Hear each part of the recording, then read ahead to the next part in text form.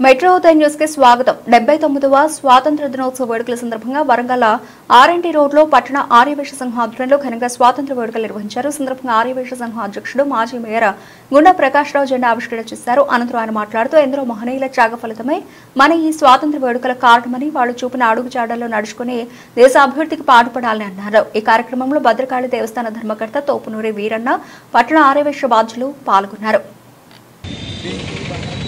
సమస్త ఆర్యవైశ్య సోదరిమణులకు నా యొక్క శుభాకాంక్షలు తెలియపరుస్తున్నా. ఈరోజు పట్టణ ఆర్యవైశ్య సంఘం ఆధ్వర్యంలో ఎంతో ఘనంగా ఈ యొక్క కార్యక్రమాన్ని జరుపుకున్నాం. దీనిలో పెద్ద సంఖ్యలో ఆర్యవైశ్య సోదరిమణులు, ఇతర ప్రముఖులు కూడా హాజరైన వాళ్ళందరూ కూడా నేను ప్రత్యేకంగా కృతజ్ఞతలు, ధన్యవాదాలు తెలియపరుస్తున్నా. తెలంగాణ రాష్ట్రంలో ఎక్కడా లేని విధంగా పట్టణ ఆర్యవైశ్య సంఘం తరఫున అనేక సేవా కార్యక్రమాలు చేస్తూ ఉన్నాం.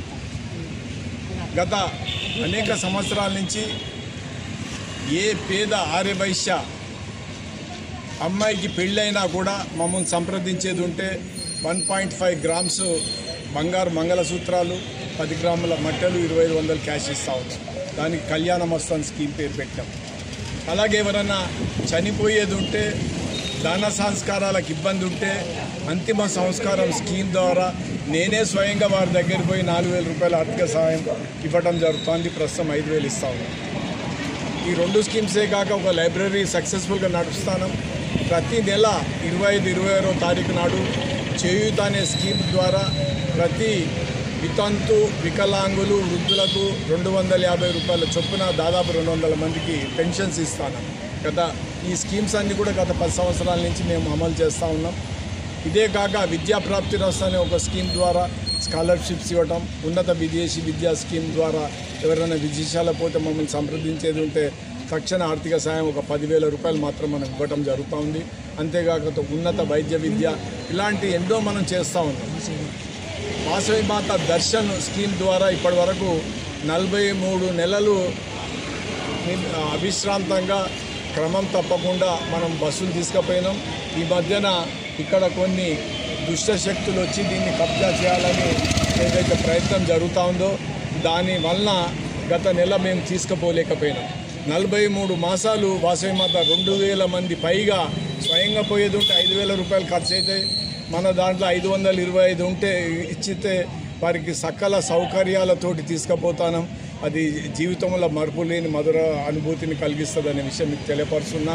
అంతేకాక ఆదరణ స్కీమ్ ద్వారా ఆదిత్య గుప్తా అనే ఒక పిల్లగాడు, ఒక విద్యార్థి ఎవరైతే తల్లిదండ్రులను కోల్పోతారో వారు మాకు తెలియపరిచేది ఉంటే మేము దత్తత తీసుకొని వారిని చదివిస్తాం. ఆ ఆదిత్య గుప్తాను 10వ తరగతిలో మేము దత్తత తీసుకొని చదివించినాం. బీటెక్ అయిపోయింది. ప్రస్తుతం నెలకు 40,000 రూపాయలు ఆయన ఉద్యోగం జీతం చేస్తూ ఉన్నాడు. ఇట్లా 1 కాదు 2 కాదు అనేకమైనటువంటి సేవా కార్యక్రమాలు ఆర్యవైశ్య సంఘం తరఫున జరుపుతూ ఉన్నాం.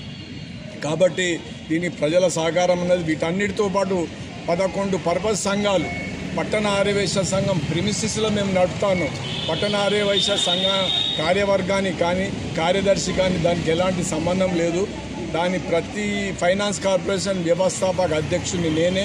దాని మీద కూడా వచ్చి కలెక్షన్ చేసుకోబోడు, తర్వాత కొన్ని అవాంఛనీయ సంఘటనలు జరిగినాయి. వీటన్నిటి కూడా రసీదులు కొట్టించి కలెక్షన్ చేసుకోవడం, దీని తప్ప వేరే కార్యక్రమాలు ఏ రోజు వాళ్ళు వచ్చిన వాళ్ళు లేరు. దాంట్లో ఫైనాన్స్ కార్పొరేషన్ సభ్యత్వం కూడా లేదు. వీళ్ళు ఖచ్చితంగా చట్టపరంగా మేము వారి మీద చర్యలు తీసుకుంటామని ఈ సందర్భంగా వారికి తెలియపరుస్తున్నాం. ఈ స్వాతంత్రం అనేది ఒట్టిగా రాలేదు. ఎంతోమంది ఉరికంబాలు ఎక్కిండ్లు. ఉదాహరణకు సుఖ్దేవ్, తర్వాత భగత్ సింగ్ లాంటి అనేకులు ఉరితాళ్లను ముద్దు పెట్టుకొని వారు ప్రాణత్యాగం చేయడం జరిగింది.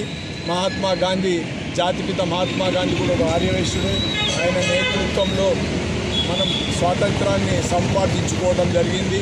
దీన్ని కాపాడుకోవాలి, అందరం సమైక్యంగా ఉండాలి, ఒక మంచి కొరకు మన జీవితంలో కష్టపడాలి.